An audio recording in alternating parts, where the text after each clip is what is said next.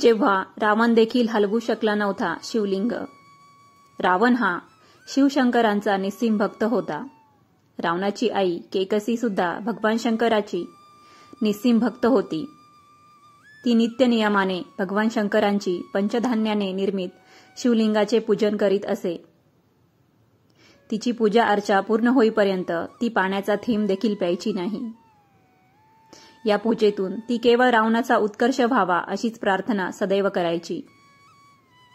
राक्षसवृत्तीच्या रावणाचा उत्कर्ष झाल्यास सर्व देवतांसाठी हे घातक ठरेल अशी भीती देवराज इंद्रांना वाटायची. त्यामुळे त्यांनी रावणाची आई ज्या शिवलिंगाची पूजा करायची ते शिवलिंग त्यांनी नदीच्या पाण्यात वाहून दिले. केकसीला सकाळी पूजेच्या वेळी शिवलिंग दिसले नाही. त्यामुळे केकसी निराश झाली. त्या दिवसापासून तिने अन्न पाण्याचा त्याग केला. रावणाला आपल्या आईच्या या वेदना बघवल्या जात नव्हत्या. म्हणून त्याने आईला वचन दिले की तो स्वतः कैलास पर्वतावर जाऊन भगवान शंकराचे आत्मलिंग तिला आणून देईल. वचन दिल्याप्रमाणे रावण कैलास पर्वताकडे निघाला. कैलास पर्वतावर रावणाने दीर्घकाळ घोर तपश्चर्या केली. चारही वेदांचे ज्ञान त्याने प्राप्त केले. 64 कलांमध्ये तो प्रवीण झाला.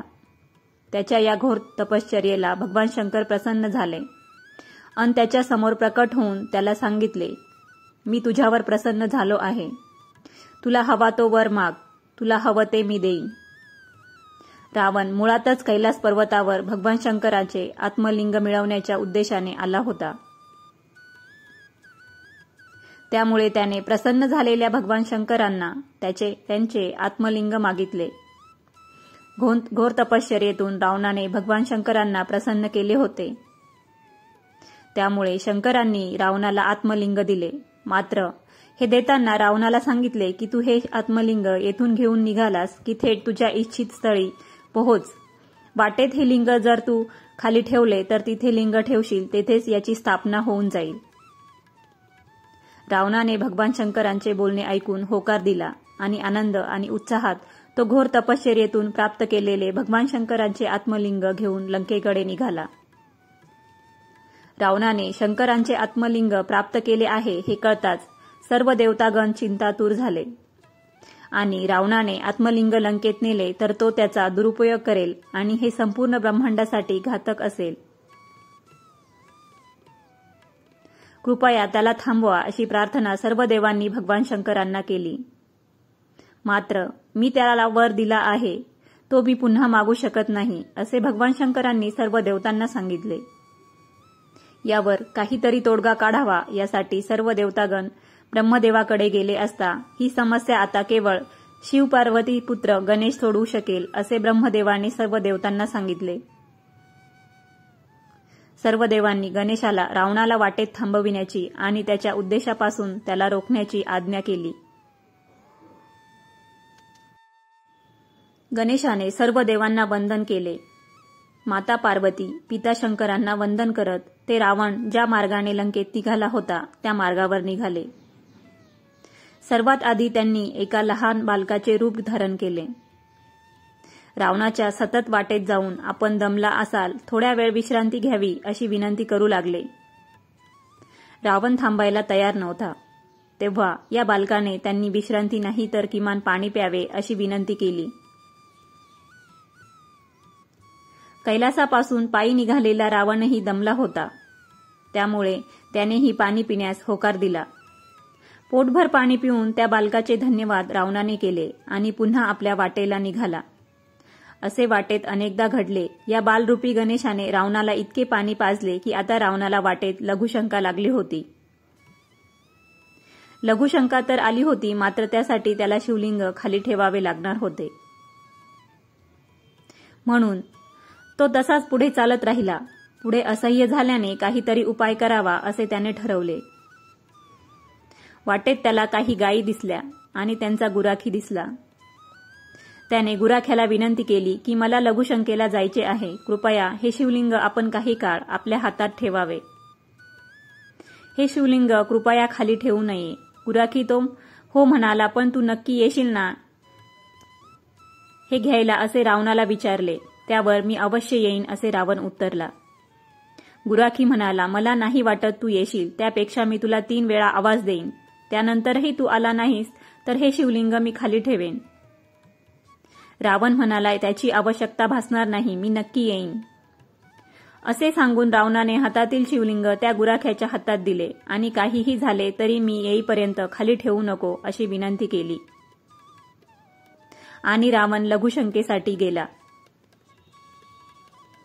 हा गुराखी म्हणजेच गणेशाचाच अवतार होता. त्याने ठरल्याप्रमाणे रावणाला 3 वेळा आवाज दिला, पण लघुशंका आणि त्यानंतर संध्या करून येईपर्यंत या गुराख्याचे 3 वेळा आवाज देऊन झाले होते. मग काय, त्याने ते शिवलिंग खाली ठेवले. शिवलिंग खाली ठेवताच मोठमोठ्याने विजांचा कडकडाट होऊ लागला. ते शिवलिंग आता त्याच ठिकाणी स्थापन झाले होते. हे पाहून रावण अत्यंत क्रोधित झाला. रावणाला चिडलेला पाहून गुराखी आपल्या गायींसह पळायला लागला. शेवटी गणेशाचा उद्देश सफल झाला. मात्र हा गुराखी गणेशच आहे हे रावणाला माहीत नव्हते. त्यामुळे रावण गुराख्याला शिक्षा करण्यासाठी त्याच्या मागे धावू लागला. गुराखी गायींसह पळत असताना अचानक गायब झाला. हळूहळू एक गाय सुद्धा गायब व्हायला लागली. त्यातील एका गायीचा कान रावणाने पकडला आणि ती गाय सुद्धा जमिनीत समाविष्ट होत होती. मात्र चिडलेल्या रावणाने तिचा हाती धरलेला कान ओढण्यास सुरुवात केली. मात्र ही देवाचीच लीला असल्याने फार काळ तो तिचा कान ओढू शकला नाही. मग त्याने स्थापित झालेलं शिवलिंग पुन्हा तेथून काढण्याचा अतोनात प्रयत्न केला. त्याच्यातील सर्व दैवी शक्ती त्याने तेथे पणाला लावली.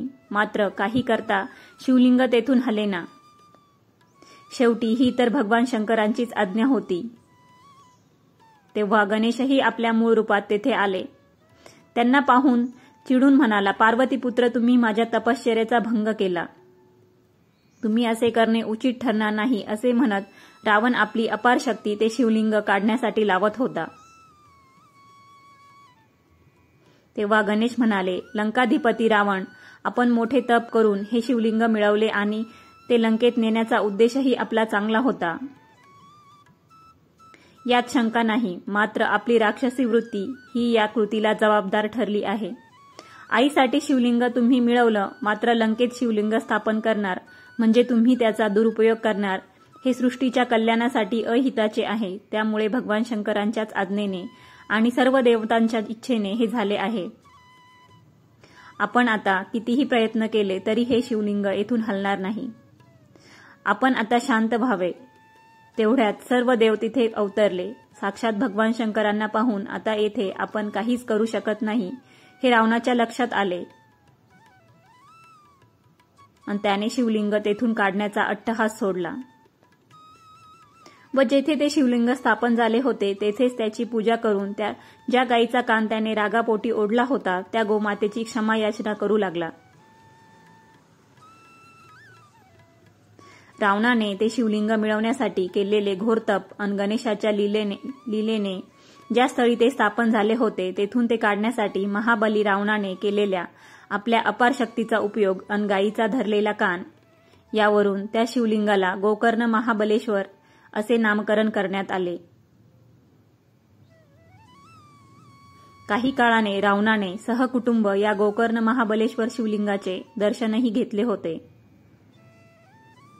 अशा प्रकारे शिवलिंग कैलास पर्वतावरून लंकेत नेण्याचा प्रयत्न हा गणेशाच्या बुद्धिचातुर्याने असफल ठरला. म्हणूनच गणपती बाप्पाला संकटी पावावे असे म्हणतात आणि बाप्पा पावतोही.